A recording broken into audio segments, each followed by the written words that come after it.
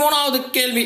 குளிர் பானம் தயாரிக்கும் தொழிற்சாலையில் உள்ள ஒரு இயந்திரம் 600 பாட்டில்களை 5 மணி நேரத்தில் நிரப்புகிறது எனில் அவ்வியந்திரம் 3 மணி நேரத்தில் நிரம்பும் பாட்டில்களின் எண்ணிக்கை அப்படின்னு 7th நியூ புக்ல கேட்டிருக்காங்க. இங்க பாருங்க, ரொம்ப ஈஸி. ஃபர்ஸ்ட் என்ன சொல்றாங்கன்னா, ஒரு கூல்ட்ரிங்க்ஸ் ஃபேக்டரி இருக்குது. அதுல பாத்தீங்கன்னா ஒரு மிஷின் 5 மணி நேரத்துல 600 பாட்டிலை ஃபுல் பண்ணிடுமா. அப்படின்னா அதே இயந்திரம் 3 மணி நேரத்துல எவ்வளவு பாட்டில ஃபுல் பண்ணும் அப்படின்னு கேள்வி கேட்டிருக்காங்க. புரியுதுங்களா? புரியுதுப்பா. அப்ப முதல்ல என்ன பண்றேன், பாட்டில் கூட எண்ணிக்கை 600 கொடுத்துருக்காங்க இல்லையா, அதை இங்க வச்சுக்கிட்டேன். இந்த 600 பாட்டில் நிரம்ப எத்தனை மணி நேரம் ஆகும்? 5 மணி நேரம் ஆகும். அது நேரா பக்கத்துல வச்சுக்கிட்டேன். புரியுதுங்களா? புரியுது. இப்ப அடுத்ததா 3 மணி நேரத்துல எத்தனை பாட்டில் நிரம்பும்னு கேக்குறாங்க. அப்ப இங்க நேரம் தானே 3 மணி நேரம் கொடுத்துருக்காங்க. அப்ப நேரம் ஆல்ரெடி 5 மணி நேரம் கொடுத்தாங்க, அதுக்கு நேரா கீழே வச்சுக்கிட்டேன். புரியுதுங்களா? கீழே. சரிங்களா? சோ அப்ப இது நேரங்களை குறிக்கும், இங்க பாட்டில்கள் எண்ணிக்கை குறிக்கும். மாத்தி போட்டுறாதீங்க, அதுக்காக தான் சொல்றேன். சரிங்களா? அப்ப 3 மணி நேரத்துல எத்தனை பாட்டில ஃபுல் பண்ணுன்னு கேட்டிருக்காங்க.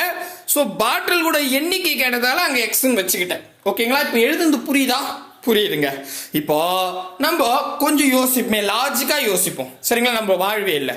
அதாவது 5 மணி நேரம் அப்படின்றத 3 மணி நேரமா டிக்ரீஸ் ஆயிருக்கு, குறைஞ்சிருக்கு. கரெக்டா? கரெக்டுப்பா. இப்போ 5 மணி நேரம்ன்றது 3 மணி நேரமா குறைஞ்சிருக்கு. நல்லா யோசிங்களேன். 5 மணி நேரத்துல 600 பாட்டில் ஃபுல் பண்ண முடியும்னா 3 மணி நேரத்துல 600 விட கம்மியான பாட்டில் தானே ஃபுல் பண்ணும். ஆமாவா இல்லையா? புரியுதுங்களா? ஒரே மிஷின் தான் சொல்லியிருக்காங்க. 5 மணி நேரத்துல 600 பாட்டில் ரொம்பவும் அப்படின்னா 3 மணி நேரத்துல கண்டிப்பா 600 விட கம்மியா தான் இருக்கும். அது எவ்வளவுன்றது நம்ம கண்டுபிடிக்க போறோம். பட் கம்மியாவதா அதிகமாவதா? 600 விட கம்மியாகுமா அதிகமாகுமா? இதான் கேள்வி.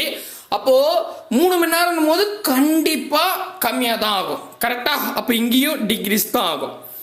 2 சைடுமே, இந்த பக்கமும் இந்த பக்கமும் குறையிற மாதிரி வந்தாலோ அல்லது 2 பக்கமும் இன்க்ரீஸ் ஆகிற மாதிரி வந்தாலோ நம்ம ஒரு கோலத்தை தெருவில் போடுற மாதிரி கிராஸா அப்படி ஒரு கோலத்தை போட்டுக்கோங்க.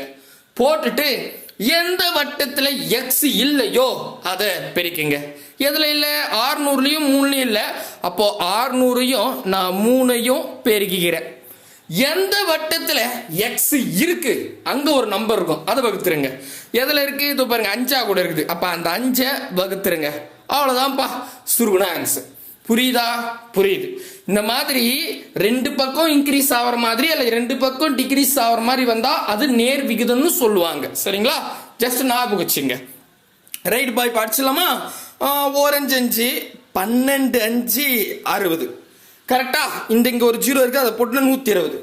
120 3 முறை போடுங்க. 120 120 120 கூட்டினா எப்படி வருது? 0 2 4 6 3 360பா.